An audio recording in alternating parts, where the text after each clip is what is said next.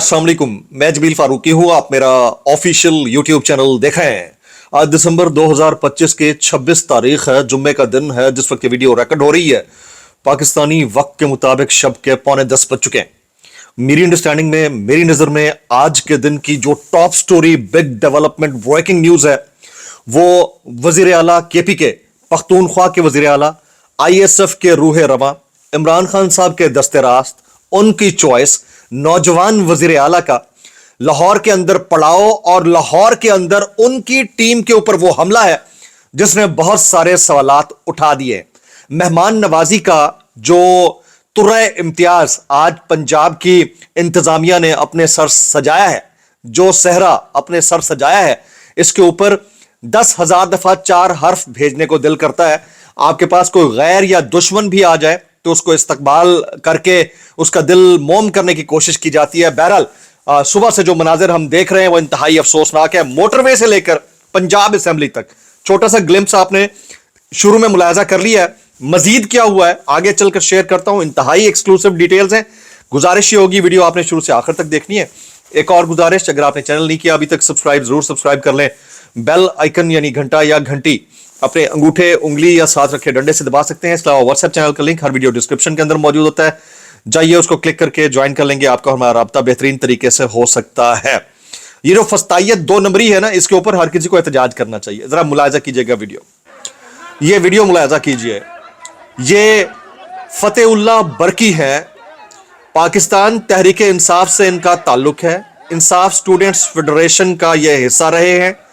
मुल्क के मारूफ कानूनदान है। इमरान खान साहब के बहुत सारे केसेस के अंदर नुमाइंदगी करते हैं। आज पंजाब असेंबली एंटर होने के ऊपर इनको, मीना खान आफरीदी को और शफी जान साहब को मैन हैंडल किया गया। बड़ी बुरी तरह से धक्के पड़े हैं। मीना खान आफरीदी साहब को धक्के पड़े, फतेहुल्लाह बरकी को धक्के पड़े, बाकी लोग जो अंदर थे उनको धक्के पड़े। और सिर्फ इस बात के ऊपर कि KPK से आए हैं, या हो सकता है इनकी चेकिंग हो रही हो कि कोई MPA है या नहीं है, या मिनिस्टर है या नहीं है। ये सारी चीजें अपनी जगह, लेकिन 2 मिनट के लिए सोचिए। इसका एक तरीकाकार हो सकता था कि आप अगर सिर्फ KPK रेजिडेंट हैं लेकिन आप असेंबली मेंबर नहीं है, इसलिए असेंबली नहीं जा सकते, तो उसको तरीके के साथ हटाया जा सकता था। यह इंतहाई अफसोसनाक मनाजिर आज पंजाब असेंबली के अंदर देखने को मिले। ये सुहेल आफरीदी साहब की टीम पर नहीं बल्कि सुहेल आफरीदी साहब के ऊपर हमला है। यह सुहेल आफरीदी साहब के ऊपर नहीं बल्कि पाकिस्तान तहरीक इंसाफ पर हमला है। यह पाकिस्तान तहरीक इंसाफ पर नहीं बल्कि पूरे के पूरे पख्तूनख्वा पर हमला है और इंतहाई अफसोसनाक है। जिस वक्त ये मनाजिर कैप्चर हो रहे थे उससे थोड़ी देर पहले पंजाब की जो मुशीर इत्तलात हैं वो जो अल्फाज इस्तेमाल कर रही थी KPK के वजीर आला और फिर पश्तून बरादरी और फिर काबीना के लिए, वो भी मेरी नजर में कंडेमेबल है। इस वक्त सुहेल खान आफरीदी साहब जो हैं वो लिबर्टी चौक पहुंच चुके हैं। वहां पर ऑलरेडी कर्फ्यू नाफिज किया गया है। वहां पर बहुत बड़ी तादाद में पुलिस मौजूद है। क्या वो उनको गिरफ्तार करेगी? करना होता तो सुबह ही कर चुकी होती। गिरफ्तारी का पर्पस नहीं है, डरा के रखने का पर्पस है ताकि ज्यादा खुल के कैंपेन ना कर सके। शफकत अयाज साहब थोड़ी देर पहले, ये इंफॉर्मेशन टेक्नोलॉजी एंड साइंसेज के मिनिस्टर हैं, अभी तक कलमदान नहीं है लेकिन बहरहाल वही मिनिस्ट्री देख रहे हैं, तो उनको थोड़ी देर पहले गिरफ्तार किया गया। अब मैं जरा आपके साथ अपडेट शेयर कर देता हूं। डॉक्टर शफकत अयाज को लिबर्टी चौक से थोड़ी देर पहले, जिस वक्त यह वीडियो आप देख रहे होंगे काफी देर हो चुकी होगी, रिकॉर्ड कर लिया गया। वज़ीर आला सुहेल आफरीदी लिबर्टी चौक पहुंच चुके हैं। सुहेल आफरीदी की आमद से पहले लिबर्टी चौक की जानिब जाने वाले तमाम रास्तों को सील कर दिया गया है। सुहेल आफरीदी से सवाल पूछा गया जब वो पंजाब असेंबली पहुंचे और अपनी पार्लिमानी जो पार्टी है पंजाब असेंबली की, उसके लीडर से उन्होंने मुलाकात की है कि अली अमीन गंडापुर इमरान खान को रिहा नहीं करवा सके, आप रिहा करवा लेंगे। सहाफी अनीब जहीर ने सुहेल आफरीदी से सवाल किया। उन्होंने कहा हम अपना 100% देंगे और पूरी पाकिस्तानी कौम इसमें अपना किरदार अदा करेगी। अच्छा, अब जो सबसे बड़ी अफसोसनाक चीज है ना, उसकी तरफ इशारा बहुत सारे हमारे दोस्तों ने किया है। जैसे खालिद जमील साहब कहते हैं कि 80 और 90 की दिहाई में बेनजीर भुट्टो की मुखालफत में पंजाब और सिंध के दरमियान जो नफरत का बीज बोया गया, वही बीज आज पंजाब और KPK के दरमियान बोया जा रहा है। इमरान खान को तो इसका कोई नुकसान नहीं होगा, बीज बोने वाले बोनों की रही सही इज्जत भी खाक में मिल जाएगी।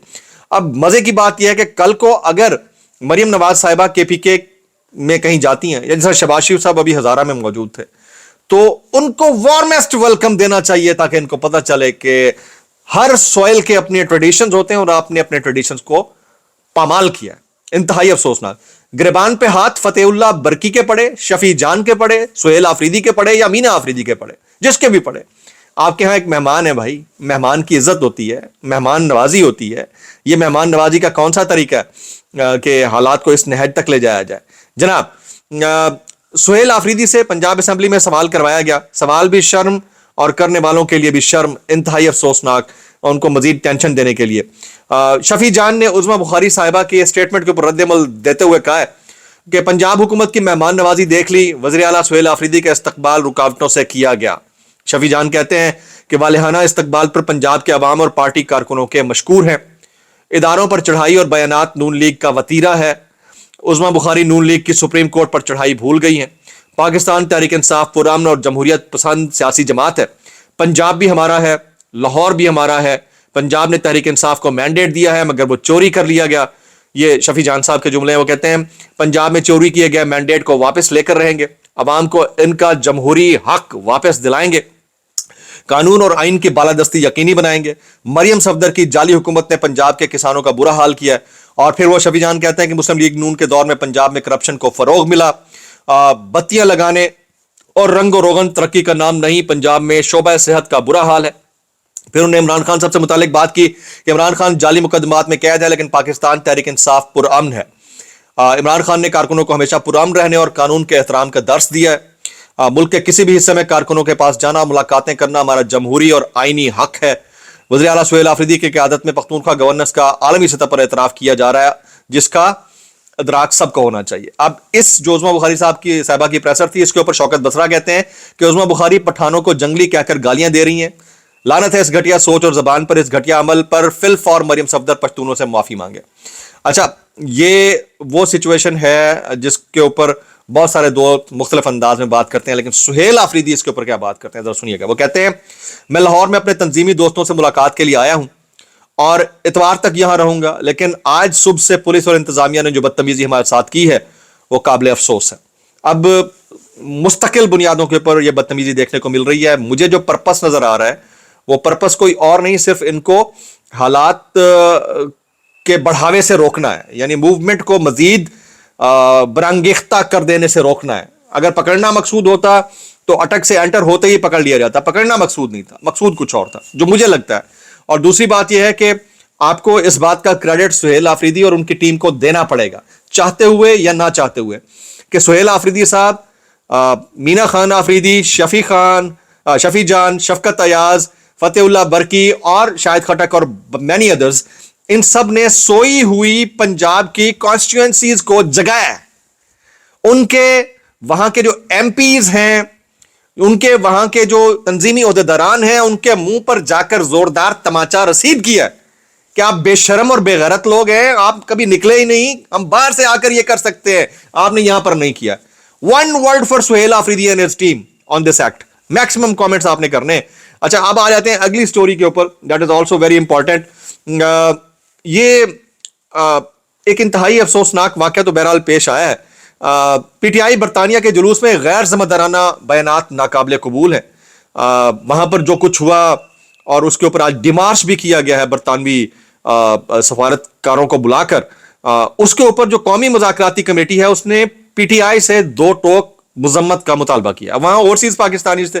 اب دیکھنا یہ ہے کہ پی ٹی آئی اس کے اوپر مذمت کرتی ہے یا نہیں کرتی.